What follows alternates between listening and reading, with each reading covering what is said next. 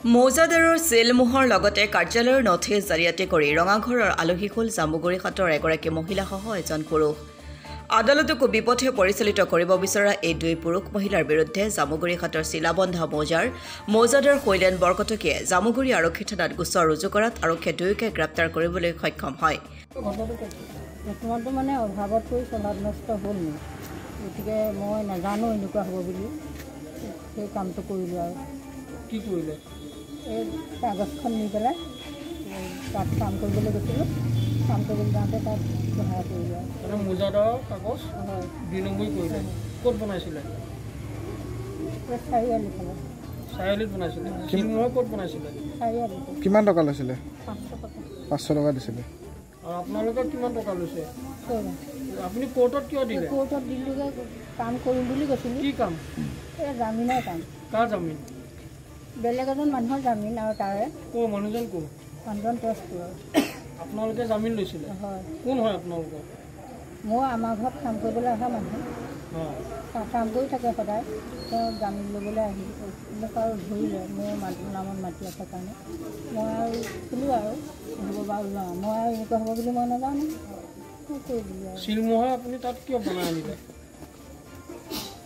বনালোঁ আৰু অভাৱত কিবা পইচা এটা পাম বুলি। আপুনি মৌজাদাৰ ওচৰলৈ নাই যোৱা? গ'লোঁ। নহয় আগতে নগ'ল কিয়? অঁ সেইটো নাজানো নহয়। আপোনালোকক চিলমোহৰ যে বনাব লাগে এইটো কোনে ক'লে? কোনেও কোৱা নাই, আমি নিজে ভাবি পেলাই কৰিলোঁ। চহীটো কোনে মাৰিছে মৌজাদাৰ?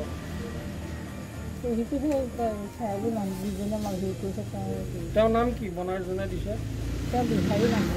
তেওঁৰ নাম কি? নামটো নাজানো নহয়। তেওঁ কি দোকান আছে? তেওঁ দোকান নহয়, এই কাঠমিস্ত্ৰী কাম কৰে। তাত মানে কথাখিনি কৈ দিলোঁ, তেওঁ তেনেকৈ দিলে। কাঠমিস্ত্ৰীয়ে আপোনাৰ চিল বনাই দিছে? হয়। তেওঁ পইচা লৈছে কিমান আপোনাৰ পৰা? 500 টকা। 500 টকা। ঠিক আছে। চিল আপুনি কিয় জাল কৰিলে?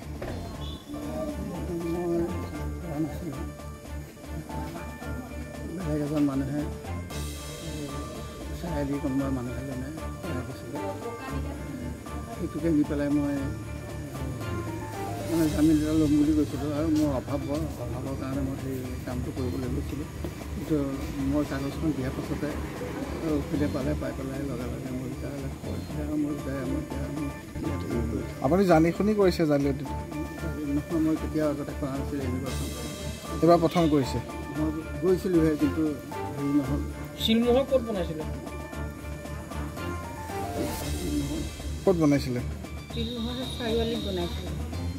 চাৰিআলি এজন মিস্ত্ৰীয়ে বনাই দিছিলে। কিমান টকা লৈছিলে?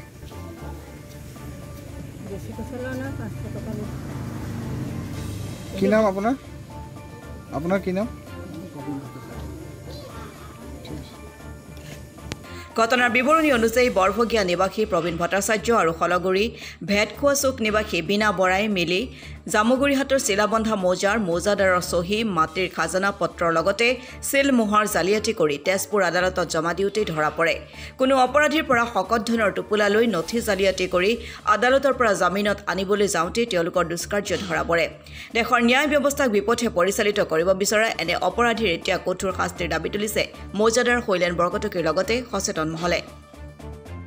ঘটনাটো মানে এনেধৰণৰ যে মই যোৱা 8 তাৰিখ পৰহি মই 1:30 বজাত গুৱাহাটীৰ এখন মিটিঙত আছিলোঁ। তাতে মোক এজন সম্পৰ্কীয় মোৰ ভণ্টী হয়, তেওঁ এডভোকেট, তেওঁ মোক ফোনযোগে জনালে যে এনেকৈ 2খন কাগজ লৈ পেলাই আপোনাৰ চহীৰে কাগজ 2খন লৈ পেলাই আহিছে, জামিন আবেদন কৰিছে। তাৰপিছতে মই হোৱাটছএপত পঠাই দিলে। মই চালোঁ যে সেই 2খন কাগজ মোৰ চহী নহয় আৰু মোৰ চিলটো মোৰ চিল নহয়।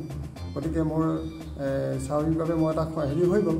আৰু লগে লগে মই কথাটো এটা তেওঁলোকক আমাৰ গাঁও প্ৰধানক কৈ তেওঁলোকক অফিচলৈ মতাই আনিলোঁ যে মৌজাদাৰ অফিচত যে এইটো কাম কিয় কৰা হৈছিল। তেওঁলোকে ধুৰীয়াতে ধৰি ভুল কৰিলোঁ বুলিও কৈছে। সেই মানুহ দুজন হৈছে জামুগুৰিহাটৰ বৰভগীয়া গাঁৱৰ, তেওঁৰ নামটো প্ৰবীণ ভট্টাচাৰ্য আৰু আনগৰাকী শলগুৰি গাঁৱৰ ভেটখোৱা চুকৰ বীণা বৰা। এই দুগৰাকী ব্যক্তিয়ে কোনো এজন ব্যক্তিক জামিন ল'বৰ বাবে তেওঁলোকে মৌজাদাৰৰ ভুৱা চিল তৈয়াৰ কৰি ডুপ্লিকেট চিল তৈয়াৰ কৰি এখন ভুৱা ৰচিদ খাজানা পৰিশোধ কৰাৰ প্ৰমাণপত্ৰ ছপাই লৈ তেওঁলোকে মৌজাদাৰৰ ভুৱা চৰিৰে জামিন আবেদন কৰিছিলে তেজপুৰৰ মহামান্য আদালতত।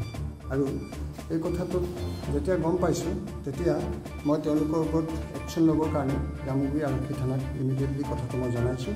আৰু এতিয়া মই জানিছোঁ যে তেওঁলোকক আৰক্ষীয়ে আটক কৰি লৈ আহিছে আৰু গোটেই কথাটো ওলাই পৰিব। জামুগুৰি হাতত এনেকুৱা এটা ছত্ৰ হয়তো আছে যিটো এনেধৰণৰ কাৰবাৰবিলাক আগৰ পৰা কৰি আহিছে।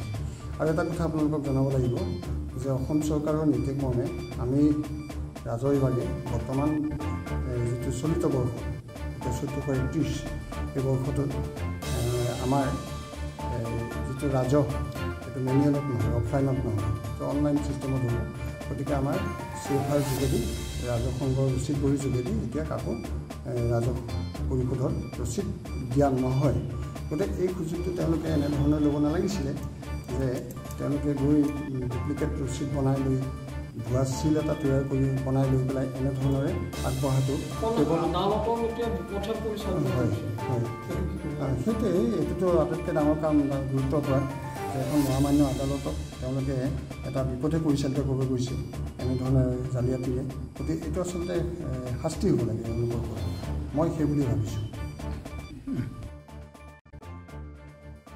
Bureau' report Assam today.